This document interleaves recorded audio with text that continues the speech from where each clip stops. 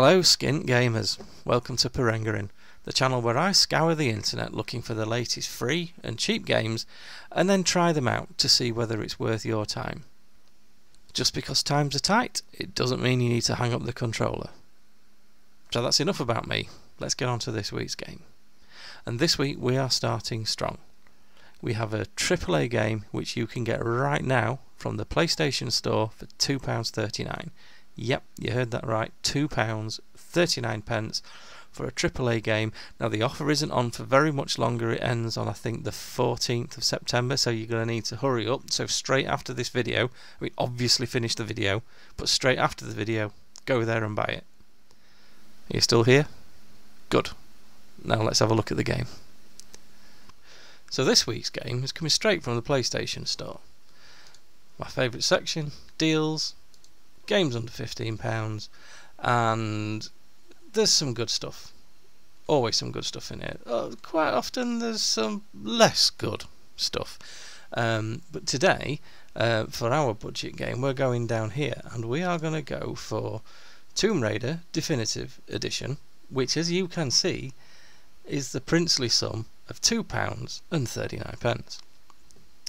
So what we're going to do, we're just going to get that bought and then we'll get it installed and go through it and see if it's going to be worth your time. Now if, like me, you haven't played Tomb Raider for a while, you might be expecting this sort of thing. You run around with an unfeasibly thin waist and you jump over stuff, you run around a bit more, and then every now and then you might shoot a bat like that one. That is not what this game is. So this game was originally released in 2013 on the PS3, but don't let that put you off, really, don't. It had a remaster for the PS4 and then it had a patch for the PS5.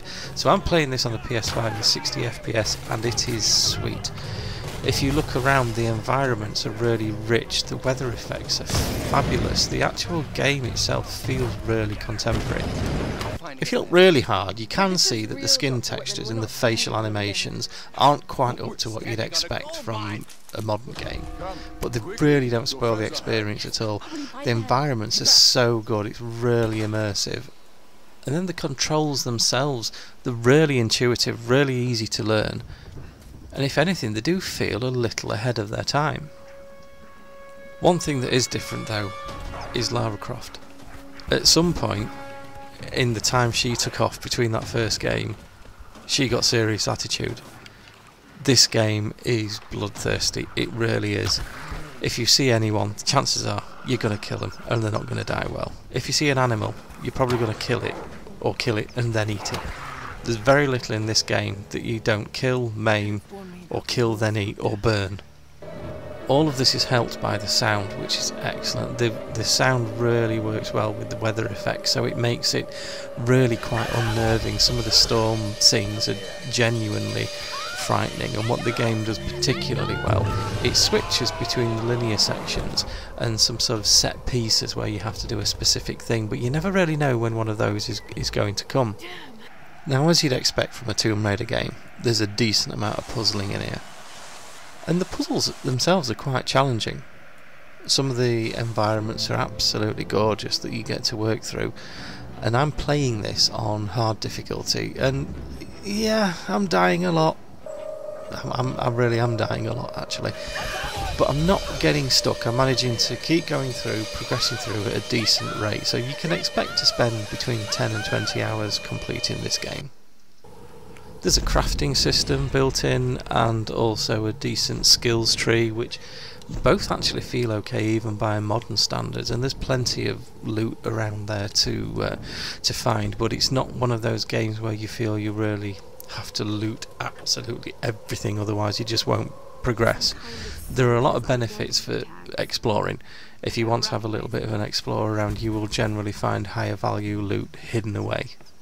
If I had to say something negative, it would be that dude they put in with a Yorkshire accent. You and me both, girl. One moment they were fine, the next there was this storm. It came out of nowhere. It's not your fault, Laura.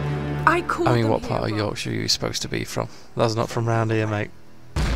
So what's my verdict? Should you buy it? Yeah, definitely.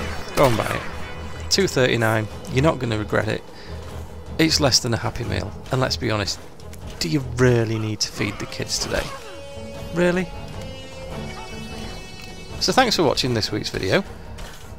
Next week we'll be looking at a review of September's PS Plus releases. Now, I haven't played any of the September releases before, so it'll be brand new to me for all of them.